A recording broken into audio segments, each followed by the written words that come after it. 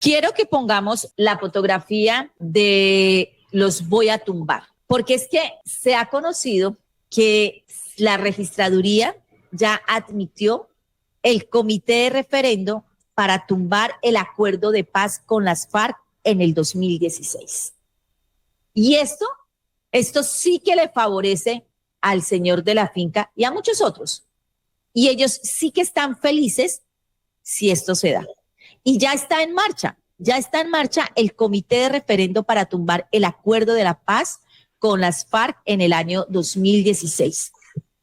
Para que esto avance y tumbar el acuerdo, los que están liderando y que ya se los voy a presentar, deberán contar con el respaldo del 5% del censo electoral. En las últimas horas, la Registraduría Nacional del Estado Civil expidió la resolución 9509 del 5 de agosto de 2025, mediante el cual admitió la inscripción de un comité ciudadano que busca convocar a un referendo derogatorio del acuerdo de paz firmado entre las FARC-EP y el Estado de Colombia en noviembre del año 2016. ¿Y qué pasa con esto? Pues que se le abre esta decisión de la registraduría, le abre la puerta para que el grupo promotor inicie el proceso de recolección de firmas, que es el requisito fundamental para que esta iniciativa pueda avanzar hacia las urnas. La solicitud de inscripción del comité del referendo para tumbar los acuerdos de paz fue radicado el 29 de julio de este año y la registraduría informó que ese comité quedó inscrito bajo este nombre, abro comillas, referendo derogatorio del acuerdo final para la terminación del conflicto y la construcción de una paz estable, duradera y de la paz total. Esto fue lo que señaló la registraduría. Y de verdad que es bien grave esto. La resolución establece que a partir de este momento los responsables de esta iniciativa cuentan ya con el aval para iniciar actividades. El vocero designado del comité es el abogado Julián Alberto Rocha Aristizábal, el que están ustedes viendo allí. Muy tieso, muy majo, con un traje muy elegante. Y este señor tiene la responsabilidad legal de coordinar todas las actividades administrativas, financieras y de vocería pública de este proceso. Él es el responsable de este trámite. El señor, vuelvo y les doy el nombre, que es el que aparece allí, Julián Alberto Rocha Aristizábal. ¿Y quién es este señor? Ya les voy a decir de quién se trata. ¿Y esto qué significa entonces que se les haya dado ya listo para que arranquen con la recolección de firmas? Entonces se inicia el primero de varias etapas. El camino hacia el referendo tiene que cumplir la primera etapa, que es recolectar al menos el 5% del censo electoral vigente. La registraduría precisó que con corte al 5 de agosto de este año, el censo está conformado por 41.135.609 personas. Significa que el 5% de ese censo representa 2.056.780 firmas válidas para que la iniciativa pueda ser considerada. Es decir, que ellos tendrán que recoger por lo menos 5 millones de firmas para que puedan tener 2.056.000 que sean válidas. Si ellos logran recoger las 2.056.780 firmas válidas, el referendo será válido solo si logra. Con esto tienen ellos que, a corte del 2025, del 5 de agosto, el comité debe presentar, sí, 2.056.780 firmas.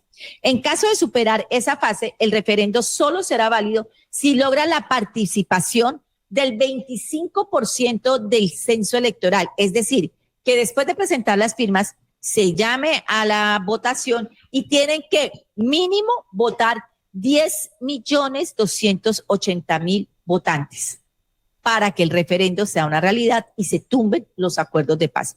Mínimo 10 millones de colombianos. Con esta resolución, la 9509, pues el comité quedó habilitado ya para iniciar la recolección de firmas. La registraduría será la encargada de verificar la validez de estas firmas, de certificar si se cumple o no con el umbral requerido y de pasar, de alcanzar todas las firmas. La iniciativa pasa al estudio de la Corte Constitucional, quien va a definir la viabilidad y posteriormente al Congreso de la República, que tendría la responsabilidad de convocar al electorado. Es decir, se recogen las 2 millones y pico de firmas, esto pasa a la Corte Constitucional, la Corte Constitucional emite un concepto de viabilidad y esto pasa al Congreso de la República para que el Congreso convoque al referendo. Esos son los pasos. Ahora, ¿quién es el que está promoviendo esto? El señor Julián Alberto Rocha, él dice, yo no hago parte ahora del Centro Democrático. Sí, él en este momento dice que no es militante del Centro Democrático. Fue miembro en el año 2016 e hizo campaña por el no al plebiscito.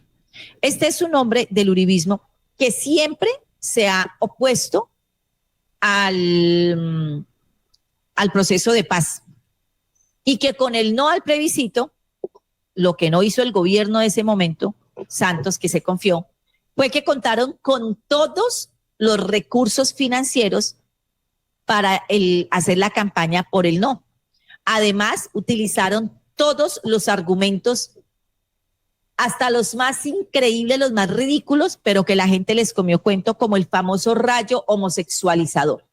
Entonces él dice lo siguiente, 2 puntos, abro comillas. Nuestra iniciativa es ciudadana. Yo no hago parte del Centro Democrático en la actualidad. Fui miembro en el 2016 cuando hicimos campaña por el no al plebiscito.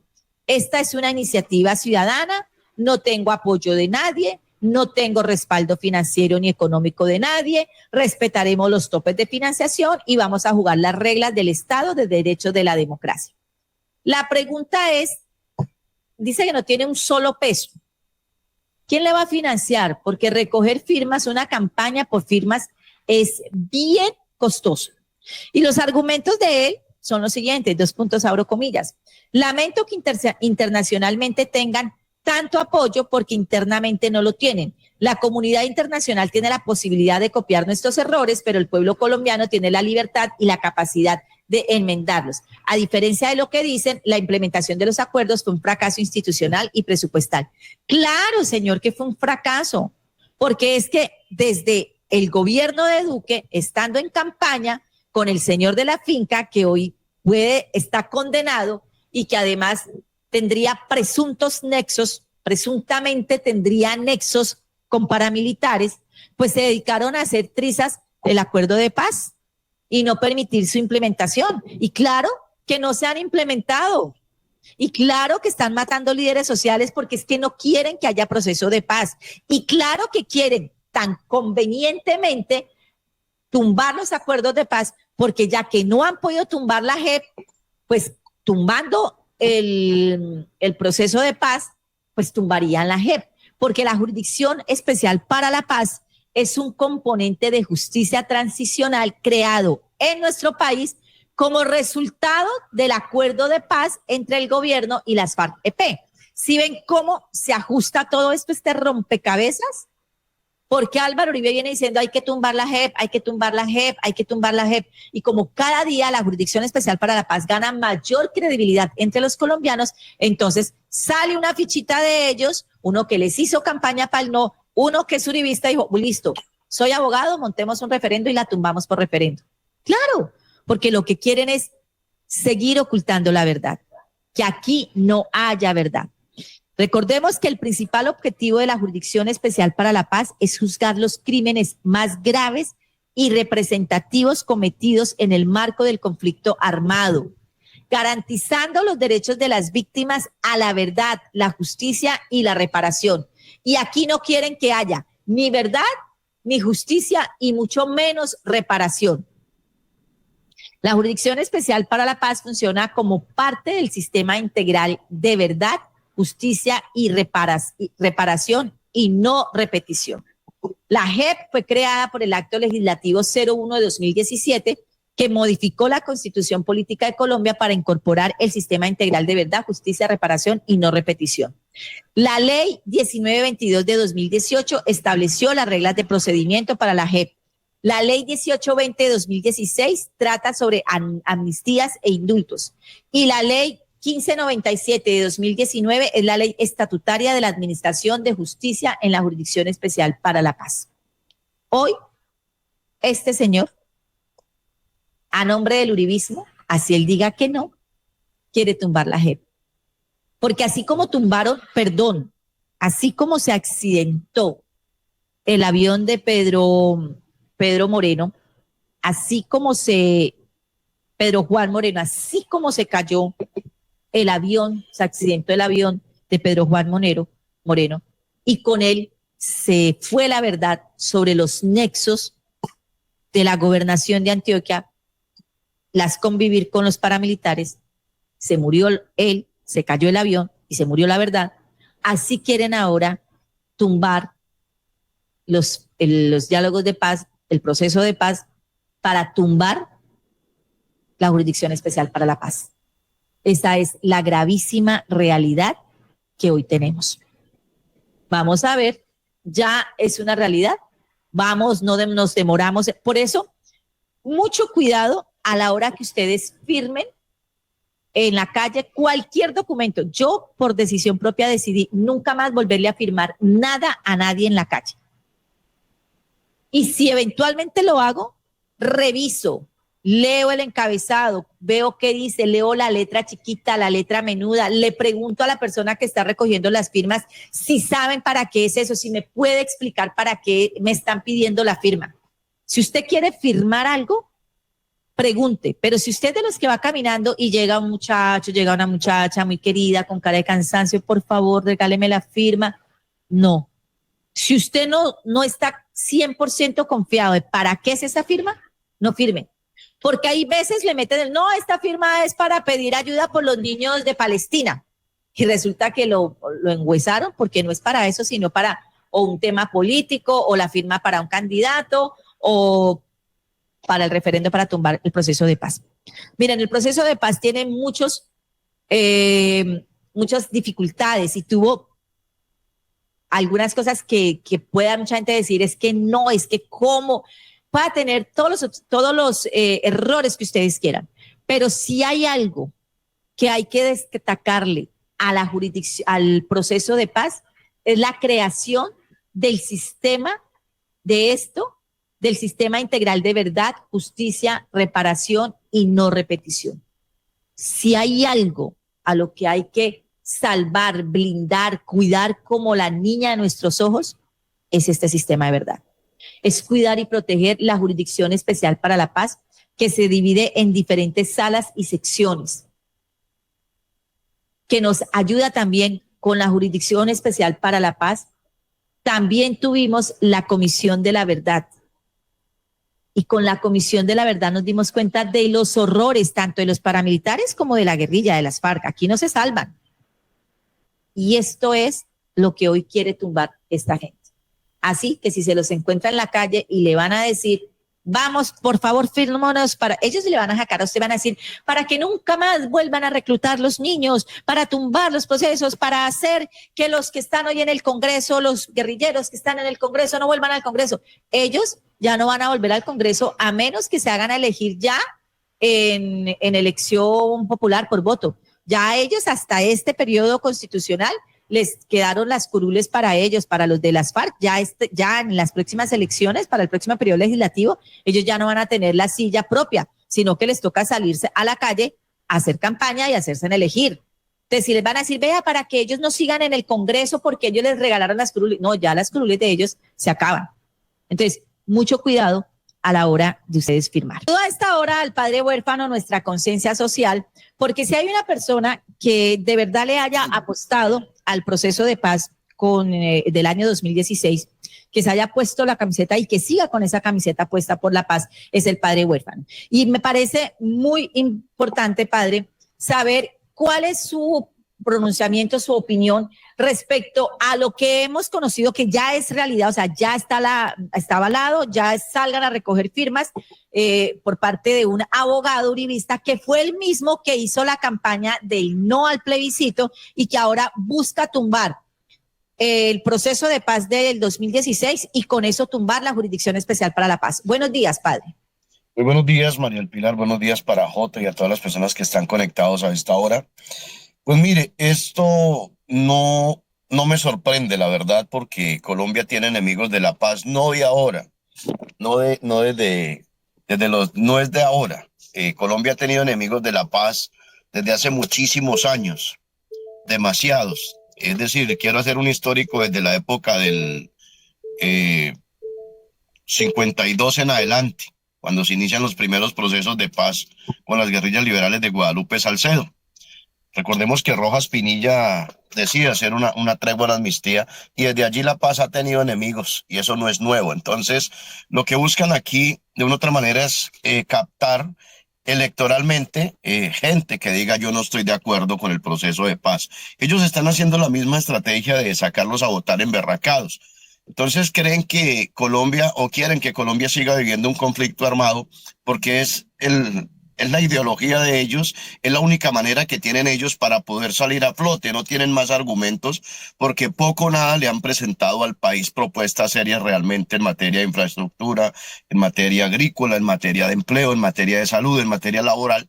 Entonces siempre ha sido ese discurso, y para nadie es un secreto que las disidencias y el ELN no han ayudado absolutamente nada al gobierno nacional, y cuando digo no han ayudado en nada, es que no le han puesto seriedad al proceso de paz, a excepción de los del Frente 33 que se ven comprometidos en el territorio, y con esto no estoy haciendo apología. Ahora, el Ejército Gaitanista de Colombia, aunque algunos lo llaman de otra manera, la agrupación armada más grande político-militar que hay en Colombia, quieran o no quieran admitirlo, y con esto no estoy haciendo apología absolutamente a nadie, sino que hay que analizar muy bien el contexto que está viviendo Colombia.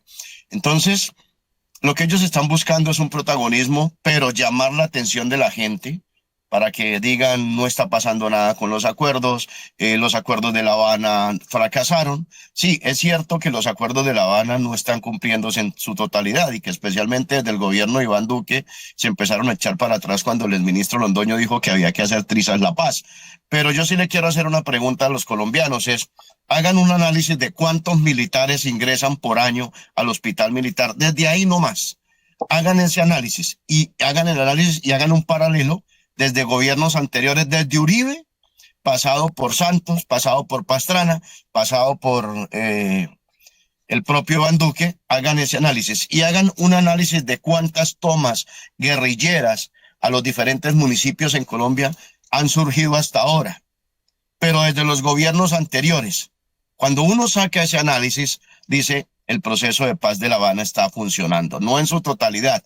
Que ahora quieren hacer ver la zona del Cauca como la Franja de Gaza. El Cauca siempre ha tenido problemas de orden público. Entonces ahora se quieren mostrar como los sorprendidos. No, en el gobierno de Uribe habían tomas guerrilleras a diario, en el gobierno de Santos, en el gobierno de Pastrana. Recordemos que Pastrana quedó en ridículo en el Caguán allí con la mano estirada porque pensó que iba a ser la paz de la noche a la mañana. Entonces yo pienso que aquí los colombianos tenemos que ser muy prudentes, muy contundentes frente a estos temas. Yo particularmente me la sigo jugando por la paz, me la sigo jugando por los diálogos con todos los actores armados, incluyendo si los narcotraficantes quieren buscarle una salida política negociada al tema del narcotráfico, también hay que buscarla. Pero aquí no podemos seguir vendiendo el discurso de que es que vamos a darle plomo a Raimundo y todo el mundo, porque esos que hablan de plomo no tienen los pantalones suficientes para ir al monte a combatirlos. Y segundo, los hijos de ellos no están en el monte combatiendo. Es decir, los que ponemos los muertos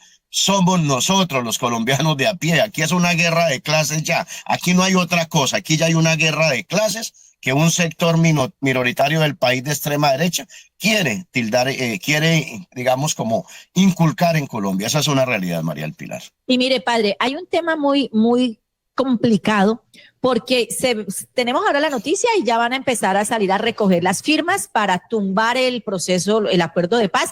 Y yo no me quiero imaginar los argumentos que van a utilizar para, como usted dice, emberracar a la gente y sacarle la firmita. Recordemos que uno de los argumentos que utilizaron cuando el tema del el no al plebiscito era el famoso rayo homosexualizador, que con los acuerdos iba a llegar a caer un rayo y todos se iban a volver homosexuales. Aunque ellos no utilizaban esa palabra, sino otra.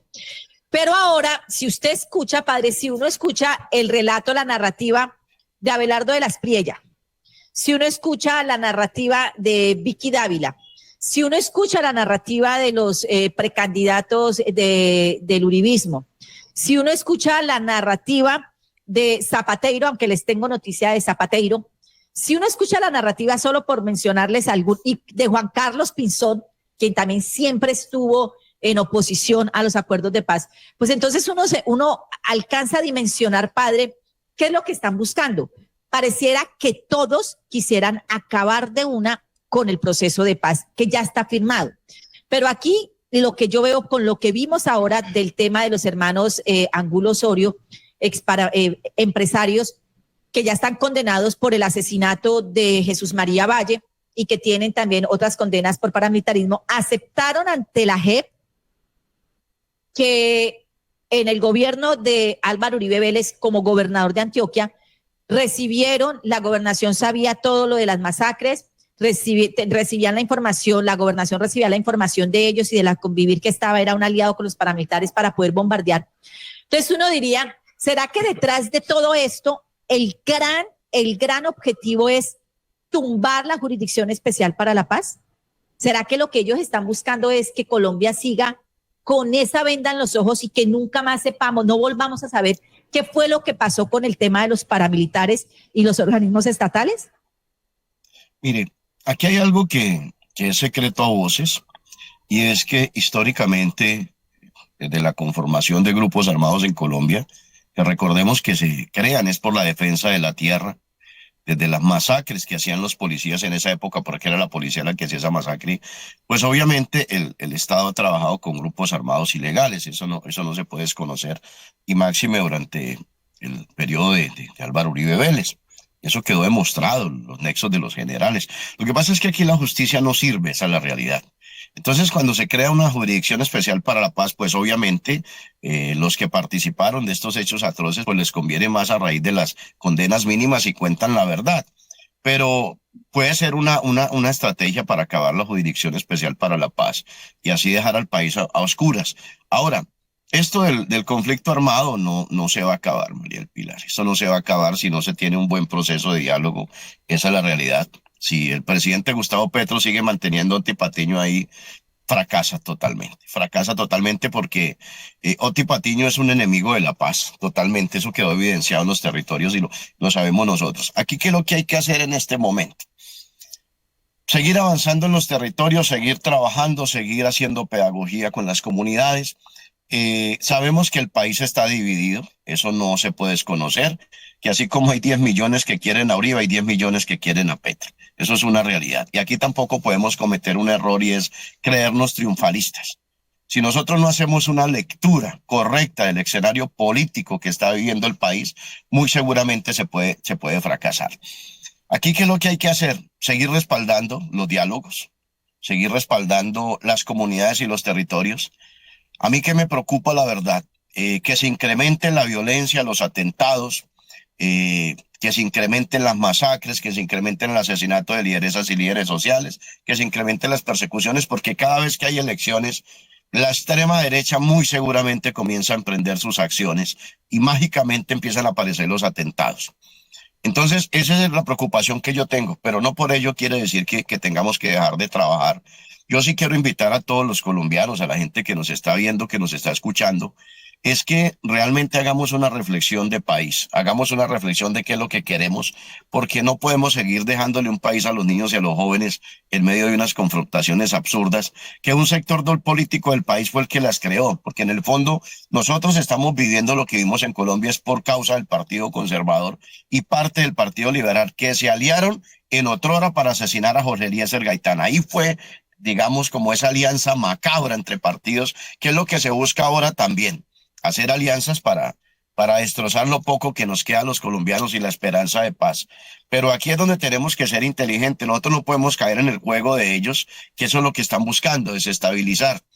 Ellos lo que están buscando es generar un caos, generar odio, porque no tienen la capacidad mental para ofrecerle al país herramientas para sacarlas. Qué rico uno, por ejemplo, ver una precandidata como Vicky Dávila diciendo, bueno, las propuestas de nosotros para los campesinos son estas, las propuestas para los trabajadores colombianos son estas, las propuestas para que los campesinos puedan sacar sus productos son estas frente a vías terciarias, o el tema de los peajes, vamos a buscar un mecanismo para que los peajes se puedan de una otra manera reducir el costo, pero también el peaje que no le esté haciendo mantenimiento a las vías pase a manos del Estado o realmente se cancele. Pero no hay ese tipo de propuestas. De la Espriella no tiene porque él tiene muy poca capacidad mental. De la Espriella, a pesar de que se quiera mostrar como el abogado bien presentado y todo, no tiene capacidad mental. ¿Y sabe por qué no tienen capacidad mental? Porque no tienen una lectura de país, porque no leen al país, porque no han trabajado con las comunidades socialmente. Porque por mucho que vayan a la universidad, lo académico es fundamental, pero lo teórico y la praxis es fundamental en los territorios. Entonces, esa es la gran diferencia entre ellos y nosotros. Ellos no leen al país. Nosotros no solo lo leemos, nosotros trabajamos en esos territorios. Y así, de manera, digamos, en otros escenarios del ámbito político, hay muchísimas personas que creen que a punta de discurso van a ganar el país. Yo, por ejemplo, voy a decirlo así, y con esto no me ufano, pero entre ir a arreglar una vía del padre huérfano y de la Espriella, el padre huérfano se lo lleva por los cachos, por una simple razón, porque el padre huérfano siempre ha estado metido en los territorios. A de la Espriella le salen callos en las manitos, a mí no me salen, porque estoy acostumbrado a la pala y a la pica. Entre pasar un río como el río Conejo en una canasta a las 2 de la mañana para cumplir a las comunidades, como lo hicimos María del Pilar con usted, y de la Espriella, pues de la Espriella los zancudos lo pican, y muy seguramente el agua de panela que le da a esa familia humilde le produce diarrea de la Espriella, y mucho menos a Vicky Dávila. Entonces, esa es la gran diferencia entre tener personas que, entre comillas, es solo discurso. Ahora, en Colombia tenemos un problema, y es responsabilidad de los colombianos. En Colombia no leemos, los colombianos no leen, les da pereza mental, prefieren estar en el bazuco electrónico, en el celular mirando, que leyendo, y cuando digo leyendo es intelectualmente preparándose, que ese es el otro error que tenemos en Colombia. Y ahora que usted menciona a Abelardo de la Espriella, pues ustedes saben que el general Zapateiro estaba de precandidato presidencial, buscando aval, y todos quieren el aval del condenado, todos quieren el aval de Uribe. Pero resulta que se les adelantó Pinzón, y ya vengo con ese tema. Entonces Zapateiro, como vio que no pudo entrar, que no tiene ni 5 de posibilidades de ingresar al uribismo, pues decidió hacerse a un lado. Y entonces, en medio, con todo respeto de los militares, pero creo que esto es una cachetada a las víctimas de los falsos positivos, a las víctimas de las desapariciones, que este señor haga un video en medio de toda su medallería. Eso parece es una ferretería, pero la más grande de Colombia.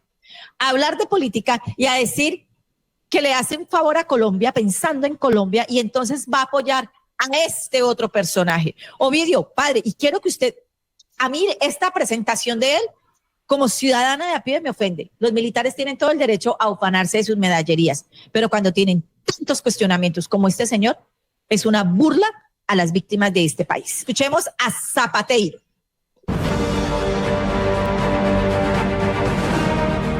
Ya le digo, padre, ¿a quién se une Zapateiro? Ante la situación que está viviendo el país y ante los últimos acontecimientos que han dejado en luto a quienes con amor hemos servido a la patria, viendo continuos asesinatos a nuestros héroes, soldados que han ofrendado sus vidas, y el atroz magnicidio ocurrido con uno de los candidatos presidenciales, he tomado la decisión patriótica, junto a mi familia, y motivado por muchos amigos a lo largo y ancho del país, de acompañar y apoyar al doctor Abelardo de las Priella en su candidatura a la presidencia de la República.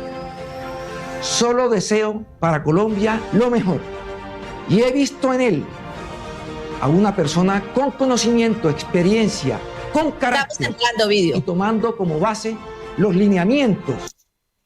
Bueno, padre, entonces, Abelardo de las Priella y el general Zapateiro. Y lo que se ha escuchado por ahí es que Zapateiro sería su fórmula, aunque Abelardo seguía diciendo que el candidato a la vicepresidencia tenía que ser Uribe, pero pues como está condenado, que metan al hijo de Uribe. Ahora pareciera que quiere es que Zapateiro sea su precandidato. ¿Cómo ve usted esta alianza, padre, con la narrativa que ambos manejan tan violenta y tan guerrerista para el país? Mire, Colombia, lo bonito del país es que aquí de una otra manera podemos participar en democracia. Entonces, todo payaso puede participar del circo. Y Zapateiro es un payaso desde que vino a Cali con el estallido social y se lo dije a él públicamente. Y sé que con esto estoy siendo un poco fuerte, pero hoy voy a ser más poquito sarcástico. Yo pienso que el padre huérfano también tiene derecho a cuestionar duro de los dos escenarios. Y sé que algunos se van a incomodar, pero hagan lo que se incomoden, porque en el fondo es bueno también que la gente hay que incomodarla. Pero cuando el estallido social que dijo que si en 24 horas no acababa esto, renunciaba, y una persona que no cumple su palabra es un payaso. De hecho, le pido disculpas a los payasos en Colombia porque los admiro y los quiero muchísimo y me río mucho con ellos. Entonces, esto demuestra simple y llanamente que Zapateiro ha sido un títere. El hecho de que no le quieran dar aval, el hecho de que no lo tengan en cuenta y que tenga que sacar un video tan pronto en una contienda electoral demuestra que no tiene nada de fuerza. Segundo, a Zapateiro no lo siguen los militares. El único general que salió elegido aquí por elección popular de manera masiva fue Jaime Ernesto Canal Albán. No hubo otro. El resto, todos los que han salido al ámbito político han fracasado. ¿Y saben por qué han fracasado? Porque han maltratado su tropa.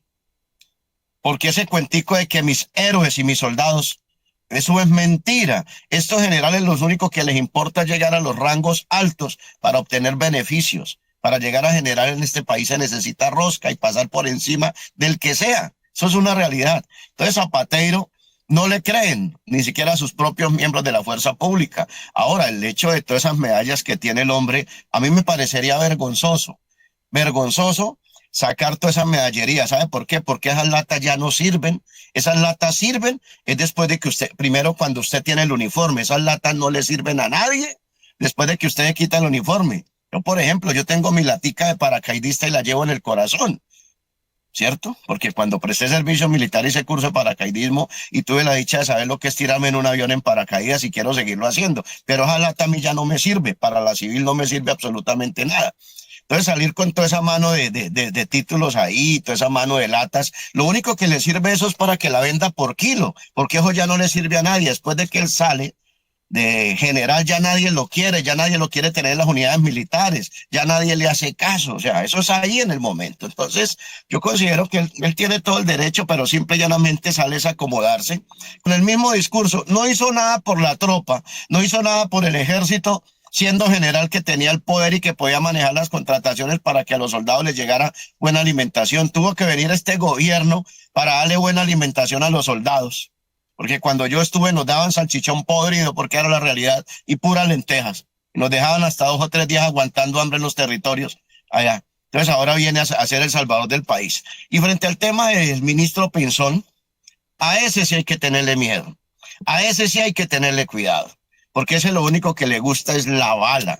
A ese lo único que le gusta es el plomo. Y ese puede ser el títere peor que lo que fue Iván Duque en la extrema derecha de este país.